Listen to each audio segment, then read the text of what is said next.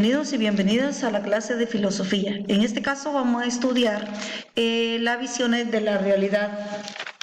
Vamos a hablar de lo que es la realidad filosóficamente. Para comenzar tenemos los objetivos, que es exponer las razones fundamentales por las cuales el hombre no puede prescindir de la filosofía. Y también establecer la diferencia entre el conocimiento científico y el conocimiento filosófico. Y explicar los mecanismos que se utilizan en la filosofía para su proceso de independencia y de desideologización. En inicio tenemos la visión de la realidad. La realidad es un concepto, un término muy vasto, diríamos que conlleva a interpretar, diríamos, el conocimiento o la capacidad humana. Para Platón dice que la realidad, desde la perspectiva filosófica platónica, es la separación entre la esencia y el fenómeno, pero para Karl Kösen dice que la realidad es la totalidad completa. Recordemos que la realidad es lo palpable, lo medible, lo observable y lo comprobable. La realidad pues se postula como el principio es epistemológico de la exigencia de metodológica para la investigación. La realidad, toda investigación debe estar sustentada en la realidad. La realidad todo es comprobable, todo es palpable y es medible. Es decir, que el conocimiento de la realidad depende de la concepción explícita e implícita de la que diríamos en la cual se inspira el método. Recordemos que el método más confiable dentro de los procesos de investigación es el científico, y que la técnica más usada en los procesos de investigación del entorno de la realidad diríamos que es la observación directa. La totalidad del conocimiento se entiende como un todo estructurado y dialéctico, o sea, razonable, en la vía del desarrollo de la autocreación, y puede ser comprendida, dice, racionalmente. O sea, que todo conocimiento propio de la investigación es considerado real, objetivo, y esto conlleva a una interpretación, diríamos, profunda de lo que es la realidad. La realidad tiene dos visiones. Recordemos que hay realidades o conocimientos captados del mundo a través del mundo sensible, o sea, a través de los sentidos, y esto se le llama, es el mundo sensible. Es todo lo que se percibe a través del olfato, a través del gusto, a través del oído, a través del tacto y a través de la vista. Y que no es algo metódico, tampoco es científico, sino que es un conocimiento empírico. Y también tenemos ahí, diríamos, el conocimiento empírico como lo establece el mito en la caverna de Platón, en la obra de la República, ¿verdad? Que habla que el hombre solo conoce o toma como realidad todo aquello que aparentemente se le presenta. O sea, que él cree lo que escucha, todo lo que ve, todo lo que siente, y realmente eso no es algo real o racional, sino que es algo captado a través de los sentidos, y que su interpretación depende de nuestro conocimiento, de nuestra percepción y de nuestro propio punto de vista o condición de vida. Por ejemplo, si vemos, Santo Tomás de Aquino sostiene en su pensamiento, en su frase filosófica, saber no creer. Entonces, ¿qué significa eso? Que todo lo que veamos desde el punto de vista de la filosofía, la mitad es creíble. Lo que escuchemos, nada es cierto, debemos someterlo a la duda, y todo lo que el cuerpo siente, pues la mente se lo inventó. Entonces vemos nosotros que el mundo sensible lo captado a través de los sentidos. En el mito de la caverna de Platón se ve clarito que las personas solo ven o toman como real todo aquello que se proyecta, o que se les proyecta, o que se les da, y que es lo que ellos quieren que usted comprenda. También tenemos ahí que consiste en creer todo lo que se percibe o se proyecta. O sea, que nosotros creemos todo lo que escuchamos por los medios de comunicación, todo lo que escuchamos, diríamos, por las redes sociales, y nosotros lo damos como cierto y lo afirmamos sin saber, diríamos, que desde la perspectiva racional es totalmente falso. La segunda percepción de la realidad la tenemos a través de la dialéctica, a través de la razón, a través de la metafísica y de la praxis. La metafísica vemos nosotros que es la ciencia que estudia los hechos y sucesos trascendentales que se dan a través del tiempo, el lugar y el espacio. Y de la práctica, que es la continuidad, diríamos, o la que conlleva al hombre, diríamos, a tener respuesta, diríamos, de algunas cuestiones filosóficas. Y también es aquella que, diríamos, que el hombre comprende su realidad, es la que le ayuda al hombre a crear su realidad. Entonces tenemos ahí que la praxis se fundamenta en la aparición, en las contradicciones, ¿verdad? Y plantea y resuelve problemas. Se da que a través de la práctica el hombre puede, diríamos, establecer conocimientos que conllevan a superarlo o a superar otros planteamientos, y esto genera, diríamos, contradicciones entre lo que uno y otro sabe y conlleva, diríamos, a la resolución de problemas. La problemática de la praxis se plantea como una respuesta concreta. Desde la perspectiva filosófica, la práctica es la base, diríamos, a través de la cual el hombre supera la animalidad. Recordemos que de la perspectiva dialéctica estamos hablando desde la perspectiva de la razón.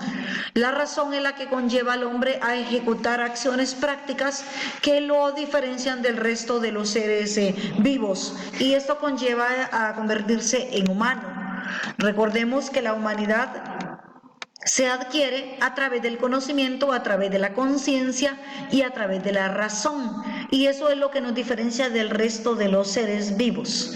Por eso se dice que el hombre es un animal superior, por el uso de la razón. La praxis también se expresa negativamente. ¿Por qué? Lo negativo de la praxis es que es todo lo opuesto a lo acabado, o sea que nunca es algo que no está dado, algo que sencillamente se establece, diríamos, como algo provisional o algo inmediato captado del entorno. Y después tenemos, tampoco es algo permanente. ¿Por qué? Porque va en continuo proceso y de perfeccionamiento. En cuanto a la praxis o práctica, diríamos, positiva, tenemos ahí que la determinación de la existencia humana conlleva a la transformación de la realidad. El hombre ha sido capaz de superar, de adaptarse, de transformar, de crear, diríamos, y de crear. Y esto lo ha llevado, diríamos, a transformar el entorno, a crecer, a tener otro nivel de conocimiento, diríamos, que lo diferencia, diríamos, y le genera mejores condiciones de vida. Y la otra es que tenemos que la praxis es la objetivación del hombre, ¿verdad? Tenemos ahí que el hombre se vuelve objetivo y capaz de dominar la naturaleza debido a la práctica. Después tenemos ahí la pseudoconcreción, que es una conciencia falsa. La pseudoconcreción tenemos ahí que es algo que se percibe de las cosas de manera perceptual. Tenemos una articulación ingenua de la realidad. Tenemos que es algo que actúa, diríamos, si crea una conciencia ingenua que actúa, diríamos, en el ser humano de manera práctica, cotidiana, y que más que todo está sustentado en el saber común. Es una conciencia falsa, por decirlo así, porque cree conocer las cosas tal y como son, pero realmente no las conoce. La pseudoconcreción tenemos ahí que es por sí, diríamos, un saber preteórico, o sea que no es y no está escrito, no es científico, y diríamos, acertado o incierto, ¿verdad? En algunos casos. También tenemos el lugar que precipita, diríamos, más tarde o más que temprano la experiencia humana. Esto significa que la articulación, diríamos, o la conciencia falsa, la percepción ingenua de la captada de la realidad, vemos nosotros que conlleva al hombre también a adquirir una experiencia, que a veces también se vuelve un obstáculo también. La ingenuidad del hombre, la ignorancia del hombre, la falta de conocimientos del hombre, lo conllevan a que este es un obstáculo, ¿verdad? Un obstáculo para el hombre mismo que está sustentado, diríamos, más que todo en los prejuicios y en la falsa seguridad creada por el hombre. Por eso se dice que esa crítica, que es bien recibida, está interiorizada y que se satisface. Después tenemos ahí la esencia y la apariencia. La realidad es, diríamos, la realidad de la unidad de un fenómeno. La realidad es la unidad de un fenómeno y la esencia. Tenemos ahí que la esencia es la realidad de las cosas. Es, diríamos, lo racional, lo expresivo, lo observable, lo accesible, diríamos, para el ser humano. En cambio, si vemos nosotros que la apariencia es un espejismo, diríamos, es un espejismo del hombre, o es algo que se crea para atraer o para hacer creer, diríamos, a las personas sobre lo que se está dando. Tenemos el caso de la publicidad que nos hace vernos más jóvenes, nos hace vernos más delgados, que diríamos comidas que de la noche a la mañana o máquinas que vuelven cuerpos esculturales. Entonces, vemos nosotros desde la perspectiva sociopolítica del país, pues muchos todavía dicen que Honduras está cambiando, que las sociedades van creciendo, que se van desarrollando y vamos por más todavía, ¿verdad? Entonces, esa es una apariencia, presentar algo como real cuando realmente no lo es. Después tenemos ahí lo que son las apariencias. También conlleva lo que es la ingenuidad del hombre, a creer todo lo que se le dice, todo lo que se le presenta, a creer en los discursos, ¿verdad?, de palabrería sin fundamento y sin acción. Y también tenemos ahí, por decirlo así, que la filosofía, diríamos, es una esencia y no es apariencia, porque todo conocimiento debe sustentarse en la esencia. Hemos llegado en un tiempo que a la persona les interesa más la moda, les interesa más la marca, les interesa más cualquier otra cosa, o valoramos a la persona, diríamos, por lo que tiene y no por lo que sabe. Entonces aparentamos algo que realmente no lo somos. También tenemos ahí que la esencia se sustenta en el conocimiento racional. Es un proceso de expresión observable, ¿verdad? Y que es parte del conocimiento y del desarrollo racional del ser humano. Para concluir, tenemos ahí que la totalidad del conocimiento se entiende como un todo estructurado, dialéctico en vías del desarrollo y autocreación propia del ser humano para ser comprendida. O sea que todo el conocimiento que el hombre tiene una estructura propia, ha sido autocreado y por lo tanto es de fácil comprensión. La praxis se plantea como una respuesta al cuestionar filosófico.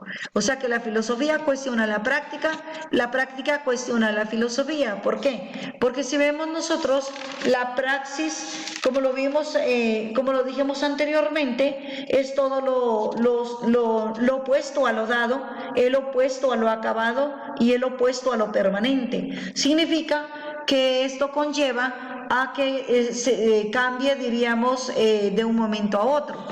La praxis es activa y produce una actitud espiritual en el sujeto, o sea que lo vuelve, lo motiva o también lo condiciona y lo vuelve pasivo o conforme. La realidad humana social es creada por la praxis y que no es posible ni siquiera la reproducción espiritual e intelectual de la realidad, si no la llevamos. O sea que la práctica, si no realizamos una praxis o continuamente la repetición de actividades, entonces sin esto no sería posible el desarrollo intelectual ni la transformación de la realidad del hombre. El trabajo y el lenguaje y la conciencia, dice, es lo que nos aproxima a la praxis, dice, ¿verdad? El trabajo, recordemos que es una actividad humana, es una actividad racional, es emocional, diríamos, y conlleva la transformación del ser humano. El lenguaje son las formas de comunicación que crean un nivel de conciencia, diríamos, sobre lo que esté haciendo el hombre. La conciencia ingenua es el camino invertido a la ciencia y a la filosofía, las cuales inician su trabajo desde la práctica cotidiana. La ingenuidad, recordemos, es parte de la ignorancia, ¿verdad? De la pasividad, del conformismo mismo, diríamos, y de la captación, diríamos, del mundo, de las cosas a través del mundo sensible, a través de los sentidos. Entonces tenemos ahí, como quien dice, es la captación ingenua de la realidad. Y la otra tenemos que la apariencia es un reflejo de la esencia misma. O sea que aparentemente las cosas son reales cuando realmente no lo son. No lo son, ¿verdad? Entonces, la apariencia es lo que se presenta de manera inmediata, por decirlo así, ¿no? Y la esencia es el contenido, la realidad o la perfección de las cosas. Ah, bueno,